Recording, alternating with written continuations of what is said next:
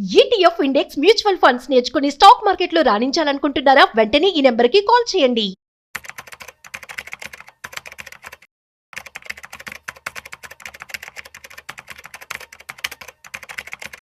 నేను recent times లో మన ఛానల్ ఉన్నటువంటి కామెంట్స్ అన్ని కూడా లిస్ట్ చేసుకున్నాను.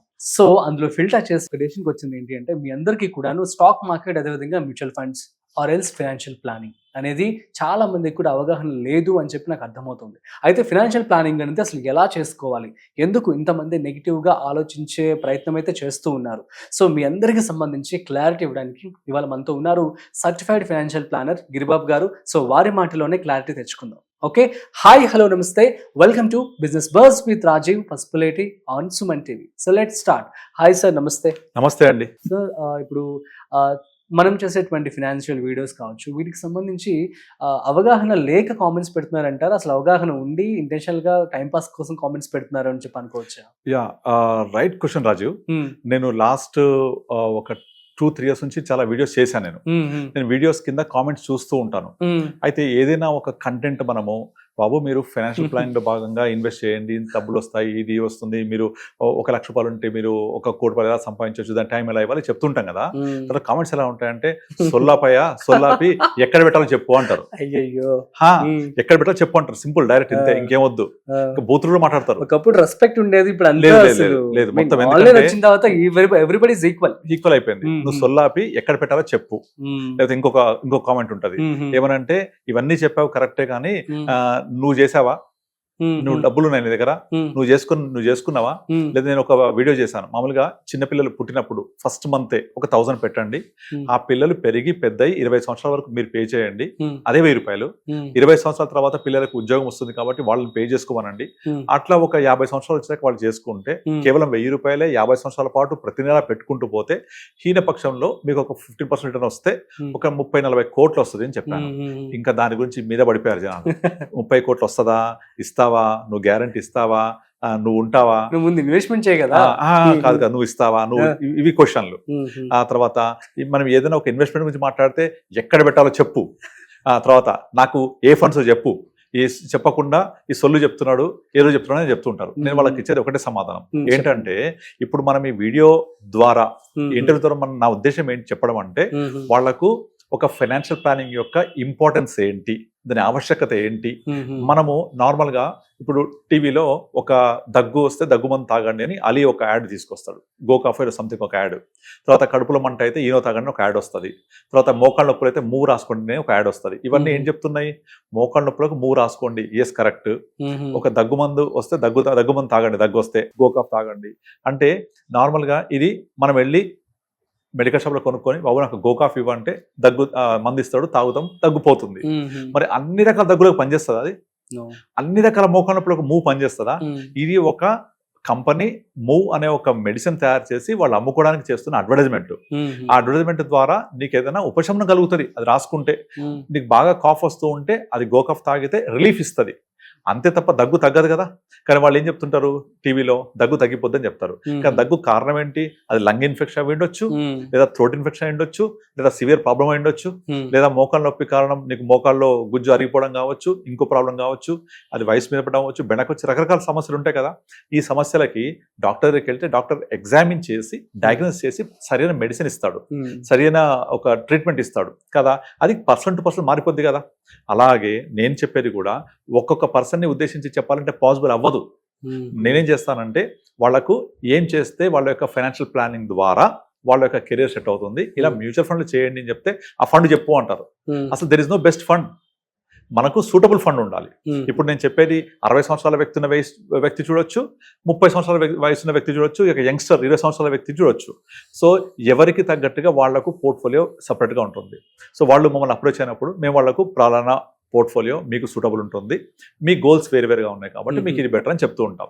ఇదన్నీ అర్థం కాకుండా ఇదన్నీ వదిలేసి నాకు మ్యూచువల్ ఫండ్స్ లో పెట్టండి అంటే ఏ ఫండ్ చెప్పేసాయి ఫస్ట్ అంత ఇది కావాలి. నాకు ఫోన్ చేసి కూడా చాలా మంది సార్ బెస్ట్ ఫండ్ చెప్పండి అంటారు. అసలు బెస్ట్ ఫండ్ ఉంటుందా? ఉండదు. అలా ఒక బెస్ట్ ఫండ్ అనేది ఉండుంటే గత 5 ఏళ్ల నుంచి గత 10 ఏళ్ల నుంచి అదే బెస్ట్ ఫండ్ గా ఉండాలి కదా. అండ్ మనం ఇన్వెస్ట్ చేసేటప్పుడు చూడకూడదు అనేది చేయకూడదు ఏంటంటే పాస్ట్ పర్ఫార్మెన్స్ చూడొద్దు. First of all past performance చూస్తే అసలు ఒక ఫండ్ ఎందుకు పెరుగుద్ది ఎందుకు తగ్గుద్ది depending on the stocks inside the portfolio. ఈ స్టాక్స్ వల్లనే ఈ ఫండ్ పెరిగింది. మళ్ళీ ఆ స్టాక్స్ ఉన్నాయా ఆ ఫండ్ లో? ఈ స్టాక్స్ మళ్ళీ పెరుగుతాయా? ఎప్పుడు మార్కెట్ సిక్లికల్ గా ఉంటది. మీరు 20 years హిస్టరీ తీసుకోండి. 20 years లో 2000 year లో .com బూమ్ ఉన్నప్పుడు అన్ని ఐటీ స్టాక్స్ అని చాలా పెరిగేవి.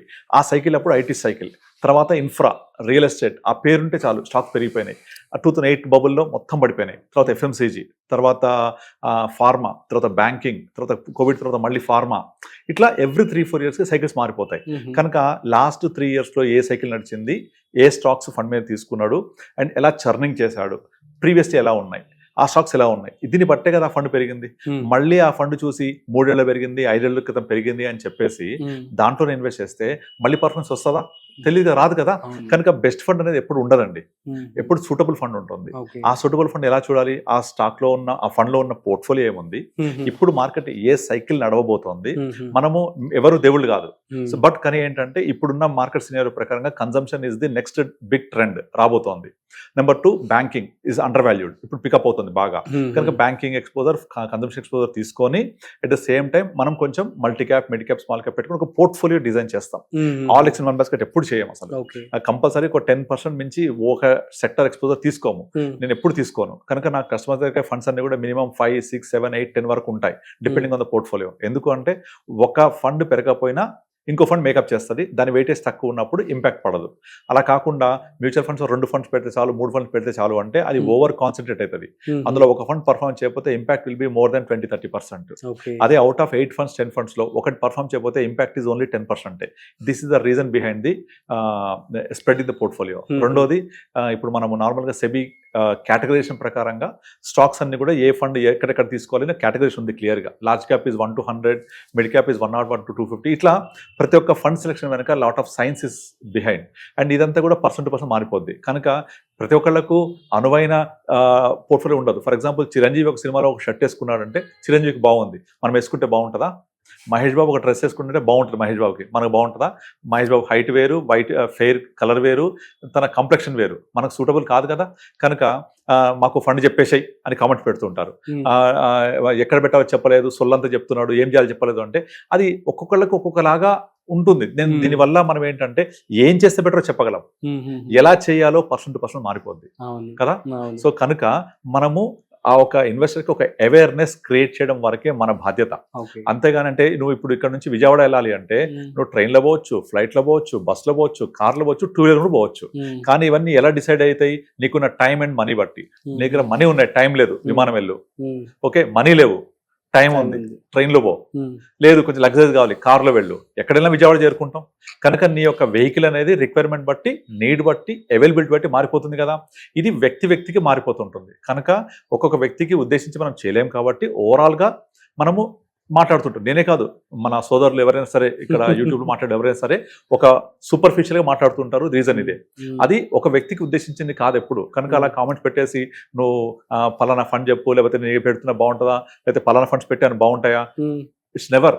కావాలంటే మీరు ఏదైనా ఒక ఏఐ యాప్ ఓపెన్ చేసి అందులో what are the best funds in 2016, best funds in 2018, best funds in 2020, best funds in 2022 and best funds today, ఇట్లా 5 రకాలుగా తీసుకోండి. ఏ ఒక్క పీరియడ్ లో కూడా సేమ్ రావు. మరి ఫండ్స్ 10 ఏళ్ల హిస్టరీ లేదా ఉంటాయి, అయినా సరే ఇయర్ ఆన్ ఇయర్ మారిపోతుంటాయి. విన్నర్స్ రొటేట్ ఇది చెప్తూ ఉంటాం. ఇప్పుడు ఇన్ఫోసిస్ టెక్నాలజీ కంపెనీస్ 2000 year లో ఉన్న వాల్యుయేషన్ మళ్ళీ రావడానికి 15 సంవత్సరాలు పట్టింది. సో అలా హైలో ఎంటర్ అయితే మనకు మళ్ళీ రిటర్న్స్ రావడం చాలా కష్టం. కనుక పీక్ ఆఫ్ ద సైకిల్ రావద్దు. ఇప్పుడు ఏ సైకిల్ నడుస్తుంది? ఇప్పుడు లాస్ట్ 2024 లో థీమాటిక్ ఫండ్స్ ప్రతి 100 రూపాయలు 70 రూపాయలు అందులోకి వెళ్ళాయి థీమాటిక్ లోకి. అన్ని డౌన్. ఇప్పుడు ఒక్క థీమాటిక్ నడవట్లేదు. డిఫెన్స్ ఫర్ ఎగ్జాంపుల్, పిఎస్యు అసలు దాన్ని ఊసేలేదు ఇప్పుడు అసలు. కనుక అలా చేయొద్దు. దీని అంతటికి మనము ఒక అడ్వైస్ ద్వారా వెళ్తే ఏం జరుగుతుంది మార్కెట్ లో, మీకు ఏం కావాలి అడ్వైస్ చేస్తూ ఉంటారు. అలా చేయడం కోసం, వాళ్ళని అవేర్నెస్ క్రియేట్ చేసుకోవడమే మనం చేసే ఈ ఉద్దేశం, ముఖ్య ఉద్దేశం. అంతేగాని అల్లావుద్దీన్ అద్భుత దీపం లాగా మనము వెల్త్ క్రియేట్ చేయలేము, అది అవ్వదు కూడా. కనుక ఉద్దేశించింది ఒకరికి కాదు. కనుక పలానా రెడీమేడ్ ఒక పోర్ట్ఫోలియో రెడీమేడ్ మెడిసిన్ అలా ఉండదు. It's all depends on person to person. For example, ఇప్పుడు మీ దగ్గర ఒక షర్ట్ క్లాత్, ప్యాంట్ క్లాత్ తీసుకొని టైలర్కి వెళ్ళండి. నాకు క్లాత్ ఎంత ఉందో వేస్ట్ కాకుండా కుట్టండి అంటే మన సైజుకి సరిపడకుండా లంబా చూడ అవుతుంది అది. లేదా అది క్లాత్ తక్కువ ఉంటే మనకు సరిపోదు. అంటే క్లాత్కి ఎంత ఉందో మనకు ఫిట్ అయినట్టుగా కట్ చేయాలా, అలా కట్ చేసి ఇస్తేనే కరెక్ట్ ఉంటుంది. క్లాత్ ఎక్కువ ఉందని కుడితే లంబా చూడ అవుతుంది, తక్కువ ఉందని కుడితే సరిపోదు. కనుక తక్కువ ఉంటే కొంచెం ముక్క అతికేసి మనకు ఫిట్ చేయాలి, ఎక్కువ ఉంటే కట్ చేసి ఫిట్ చేయాలి కదా. Tailor made is very very important. So దీన్ని బట్టి కామెంట్ పెట్టే వాళ్ళందరూ మరి ఆలోచించుకోండి. సో చక్కగా ఫైనాన్షియల్ ప్లానింగ్ అనేది చేసుకోండి. సో మీకు రెగ్యులర్గా మనము స్టాక్ మార్కెట్ కావచ్చు, మ్యూచువల్ ఫండ్స్ కావచ్చు, అసలు ఫైనాన్షియల్ ప్లాన్ అనేది ఎలా చేసుకోవాలని క్లియర్గా మనం వీడియోస్ చేస్తూ ఉన్నాం. అవి చూడండి, మీకు ఒక నాలెడ్జ్ అనేది రావడం జరుగుతుంది.